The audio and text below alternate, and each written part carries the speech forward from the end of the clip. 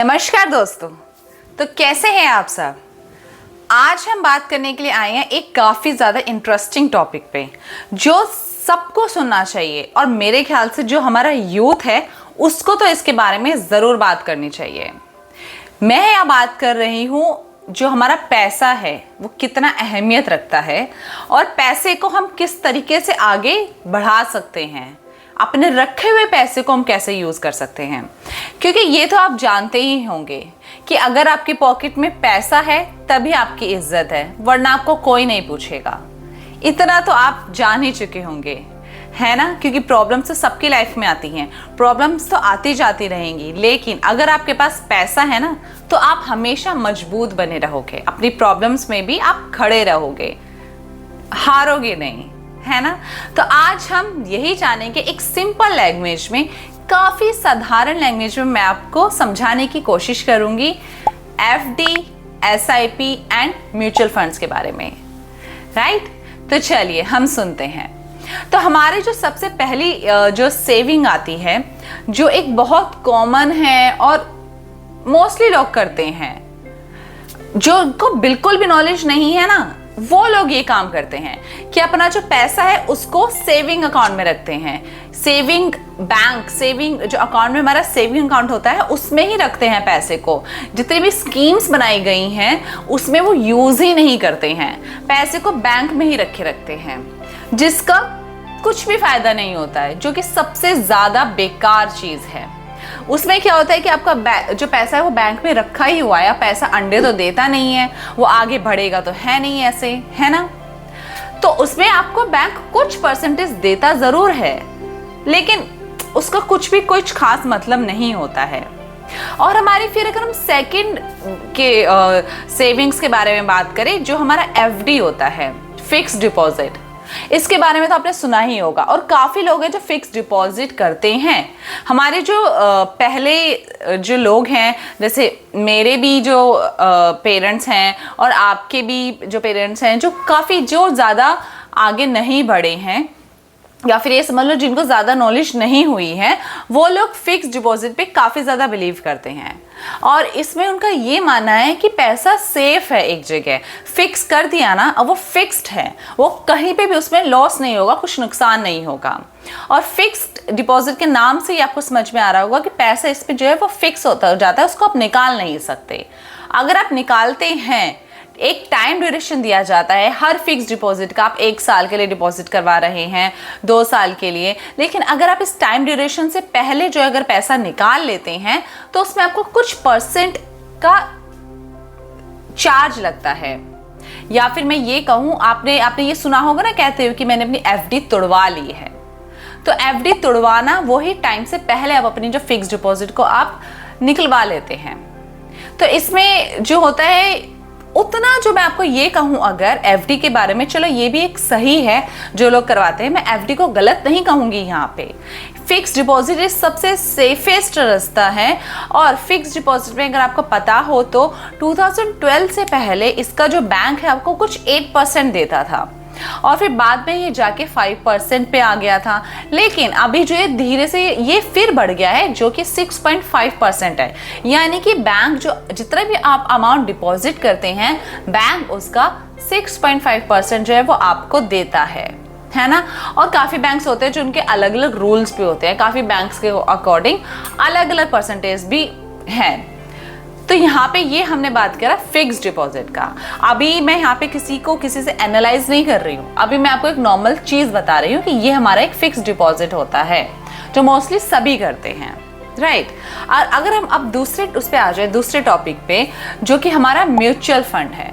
Mutual fund के बारे में भी आपने जानना शुरू कर दिया होगा, लेकिन जो हमारा यूथ है ना वो काफ़ी ज़्यादा इस म्यूचुअल फंड पे इंटरेस्ट लेता है। जो हमारे थोड़े पुराने लोग हैं, जिनको अभी थोड़ा नॉलेज नहीं है म्यूचुअल फंड के बारे में, वो इसको बहुत बड़ा रिस्क मानते हैं और इसमें घुसने से पहले 1000 बार सोचते हैं।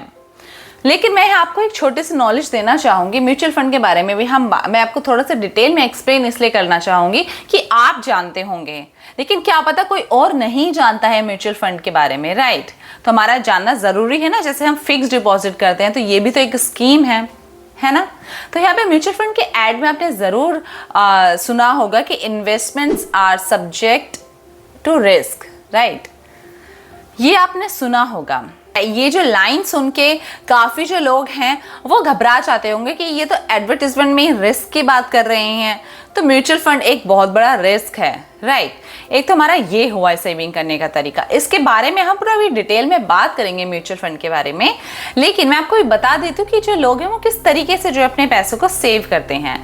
कोई जो है वो गोल्ड ज्वेलरीज ये खरीद लेते हैं और रियल एस्टेट में खर्च करते हैं, स्टॉक मार्केट्स में करते हैं, और भी तरह तरह के आजकल तो आ गए हैं, जैसे कि बिटकॉइंस में अपना मनी जो है वो लगाते हैं और क्रिप्टो करेंसी में लगाते हैं, जिसमें उनको मार्केट अप डाउन उसके हिसाब से जो है उनको फायदा होता है, राइट।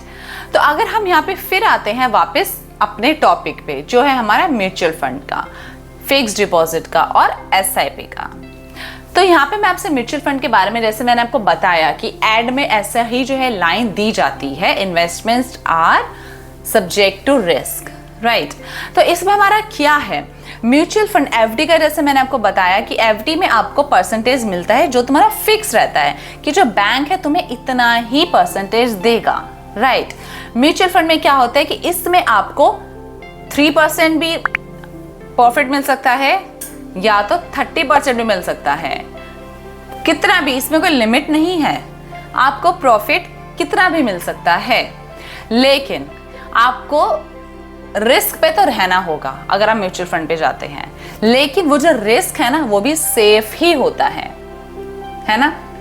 यहाँ आप डाउट में आ गए होंगे, चलिए मैं आपको यहाँ पे बताती हूँ। आपने इन्फ्लेशन का वर्ड का ये जो वर्ड है ये सुना है, इन्फ्लेशन। ये जो है इसका जो मतलब है कि हमारा जैसे जैसे टाइम आगे बढ़ता है तो जो पैसा, जो रेट होता है चीज़ों का, वो भी आगे बढ़ता है, राइट। जैसे कि आपके बच्चे की स्कूल की फीस मान लो कि अभी 10,000 है महीने की, तो वो 10 साल के बाद, 5 साल के बाद तो सेम नहीं रहेगी ना, चेंज तो होगी। कोई भी आप कपड़े खरीदने जा रहे हो और कुछ भी आप ले रहे हो, आगे इन्फ्लेशन तो होगा ना, चीज़ों का रेट बढ़ेगा, राइट। तो फिक्स डिपॉजिट में क्या होता है कि आपको जो बैंक है वो इतना ही इंटरेस्ट देगा जितना उसका है मार्केट में अभी, वो आपको उससे ज़्यादा नहीं देगा। वो आपका पैसा सिर्फ एक जगह लगा हुआ है, वो फिक्स हो रखा है, वो इधर उधर कहीं नहीं लगा हुआ है, राइट। तो आपको एक ही बेनिफिट मिलेगा फिक्स डिपॉजिट से। लेकिन अगर हम यहाँ पे म्यूचुअल फंड के बारे में बात करते हैं तो म्यूचुअल फंड में जो है काफ़ी सारी ऐसी कंपनी होती है, काफ़ी एसेट मैनेजमेंट कंपनीज होती है जो आपका पैसा है, जो आप अपना पैसा अगर उनके पास इन्वेस्ट कर रहे हो तो वो म्यूचुअल फंड में पैसा लगाते हैं, और म्यूचुअल फंड में वो अलग अलग कंपनीज में शेयर्स में पैसा लगाते हैं। किसी एक कंपनी में नहीं लगाते हैं, किसी एक कंपनी में इन्वेस्ट नहीं करते हैं, वो अलग अलग मार्केट में अलग अलग कंपनीज में वो पैसा आपका लगाते हैं। जिसमें क्या होता है कि अगर मान लीजिए एक कंपनी का शेयर डाउन गया तो दूसरे का तो अप जाएगा ही ना, आपको वहां से बेनिफिट होएगा, आपका प्रॉफिट और लॉस बैलेंस रहता है। लेकिन मैं आपको यहाँ पे एक चीज बताना चाहूंगी कि आप अगर म्यूचुअल फंड में पैसा लगा रहे हैं तो आप वही लगाइए जो पैसा आपका अभी यूज होने वाला नहीं है। जैसे कि फिक्स डिपॉजिट में लगाते हैं ना आप कि चलो हमने छोड़ दिया 5-10 साल के लिए, ऐसे ही म्यूचुअल फंड में आपको लगाना चाहिए कि इसमें जो आप पैसा लगा रहे हैं वो वही लगाइए जो आपको इमीडिएट नहीं चाहिए, जो आपके पास इमीडिएट यूज के लिए नहीं है। तो अगर वो पैसा नीचे जा भी रहा है तो आपने उस म्यूचुअल फंड में लगाया हुआ है, जब मार्केट अप जाएगा, मार्केट जब नीचे गया है तो ऊपर भी तो आएगा ही ना, जब मार्केट अप जाएगा तो वो जो आपका पैसा लॉस में चला गया था वो आपको फिर प्रॉफिट होके मिलेगा, उसमें आपका प्रॉफिट दिखेगा, राइट। काफ़ी लोग क्या करते हैं कि म्यूचुअल फंड में जो पैसा है वो नीचे चला गया, जो शेयर्स है वो डाउन आ गए, तो उसमें वो क्या करते हैं, वो घबरा जाते हैं और अपने पैसे को निकाल लेते हैं, लॉस में ही वो पैसा निकाल लेते हैं, कहीं और ज़्यादा लॉस ना हो जाए और नीचे ना चला जाए। लेकिन ये गलत स्टेप होता है। आप वेट कीजिए, मार्केट डाउन गया है तो अप भी आएगा और आपको जो है प्रॉफिट मिलेगा, राइट। और मैं ये आपसे बोलना चाहूँगी, अगर आपको नॉलेज नहीं है शेयर मार्केट का, थोड़ा बहुत नॉलेज है ठीक है, लेकिन आपको उतना नॉलेज नहीं है कि आप कैलकुलेट कर सके, ट्रेडिंग कर सके, अच्छे से देख पाएं, तो आप एसेट मैनेजमेंट कंपनीज होती हैं, आप वहीं पे ही इनके पास ही जो जेन्युइन कंपनीज होती है वो सर्च करो और उनके पास ही जो है इन्वेस्ट करो। उससे क्या होगा कि वो आपके पैसे को काफ़ी कंपनीज में लगाएंगे और आपको प्रॉफिट देंगे। हाँ, वो आपसे परसेंटेज भी कट करते हैं जो करीब 0% से 2% के बीच में होता है, उतना मार्जिन वो अपना रखते हैं और आपके पैसों के साथ वो इस तरीके से इन्वेस्ट करते हैं कि आपको प्रॉफिट मिले, क्योंकि जितना आपको प्रॉफिट मिलेगा उन्हें भी तो मिलेगा ना, जो परसेंटेज वो कट कर रहे हैं। और मैं तो आपसे यही कहूंगी कि अगर आप स्टार्टिंग में कम अमाउंट से भी शुरू कर रहे हैं ना सीखने के लिए, छोटे अमाउंट से कीजिए। आप जब करने लग जाएंगे, देखने लग जाएंगे मार्केट अप डाउन कैसे जा रहा है, मैंने कितने टाइम तक ये पैसा छोड़ा, इसमें कितना प्रॉफिट मिला, तो आप ये खुद सीख जाएंगे। आपको किसी एसेट मैनेजमेंट कंपनी की जरूरत भी नहीं पड़ेगी, राइट। तो यहाँ पे हमने म्यूचुअल फंड के बारे में ही ये थोड़ा बहुत जाना है। जैसे मैंने आपको ये बताया है कि एफडी से म्यूचुअल फंड कैसे बेस्ट है। एफडी हमेशा आपको फिक्स्ड अमाउंट ही देगा, वो ज़्यादा नहीं देगा। और म्यूचुअल फंड अलग अलग कंपनीज में लगाया जाता है। जिस कंपनी के शेयर अप चले गए तो समझ लीजिए आपको कितना फ़ायदा है उस चीज़ से, है ना। और हम आ जाते हैं अब SIP पे, जो हमारा सिस्टमेटिक इन्वेस्टमेंट प्लान होता है। इसमें क्या होता है कि इसमें जो हर महीने, ये भी एक म्यूचुअल फंड क्या ही पार्ट होता है, इसमें आप हर महीने एसेट मैनेजमेंट कंपनी में 500 या 1000 या 5000 जितना आपकी कैपेबिलिटी है उतना आप देते हैं हर महीने।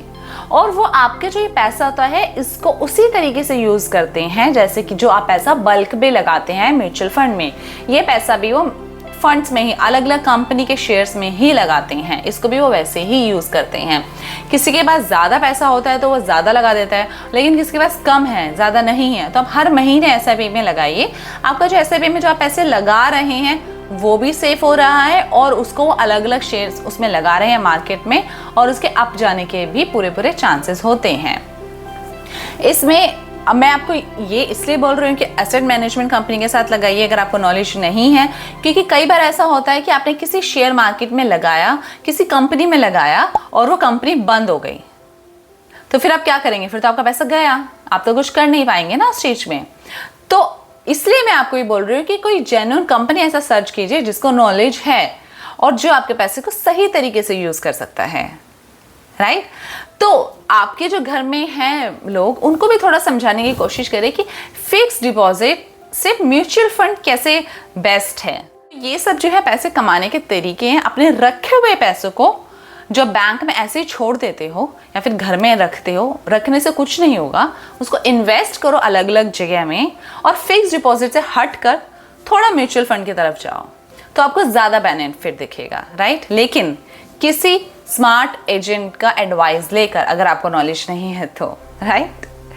आप बने रहिए इस चैनल पे, हम आगे और बात करेंगे और किस तरीके से हम पैसों को और अच्छे तरीके से बना सकते हैं। Okay, thank you.